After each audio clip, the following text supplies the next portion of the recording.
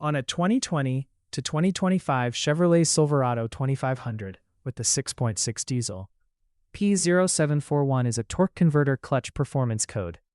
In plain language, the module may be seeing more slip than expected when the converter clutch is being applied.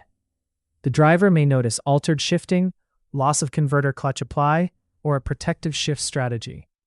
Broadly, this can involve fluid level or condition, hydraulic pressure, the clutch apply control side, or an internal hydraulic or mechanical problem. Treat this one like a hydraulic mechanical diagnosis, not just an electrical code chase. Start with the basic system checks, then follow a structured diagnostic approach. If other codes are present, check what they mean first, especially codes that could affect transmission speed information or converter clutch operation. The diagnostic path is arranged from the least intrusive checks toward the more intrusive work, so do not skip ahead. For P0741, the important clue is the setting logic. The code is looking for TCC slip speed greater than 130 RPM for greater than 5 seconds, while torque converter clutch pressure is greater than 750 kPa, 109 psi, for greater than 5 seconds. The condition must occur 2 times. The monitor gates matter too, so reproduce the operating conditions before judging the result. For this monitor, accelerator pedal position has to be greater than 8%.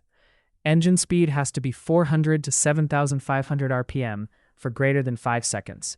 Engine torque has to be greater than 50 Newton meters, 37 pound-feet. Ignition voltage has to be 9 to 32 volts. The torque converter clutch command has to be greater than 60% duty cycle for greater than 2 seconds. And transmission fluid temperature has to be negative 6.6 to 130 degrees Celsius, 20 to 266 degrees Fahrenheit. The solenoid valve is part of the pressure control path used for torque converter clutch operation, so the later testing stays focused on pressure control and hydraulic performance. The first hands-on check is transmission fluid level and condition. If the fluid level or condition is wrong, correct that before continuing. If that check is okay, turn the ignition on with the vehicle in service mode. Clear the codes and road test the truck. After the road test, make sure no other relevant transmission speed codes have set. If they have, diagnose those first. If they have not, check whether P0741 or the companion torque converter clutch code has returned. If it has, move into system testing. If it has not, reproduce the operating conditions or the captured conditions from the stored data and confirm the code stays gone. If it does not reset, call that pass. Once verification points you into testing, start with line pressure. If pressure is incorrect, stay on the fluid pressure high or low path before condemning the converter clutch control hardware.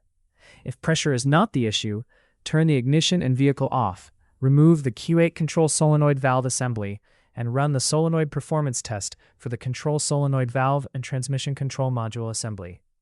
If that test does not pass, replace the Q8 control solenoid valve assembly. If the test passes, do not guess it apart.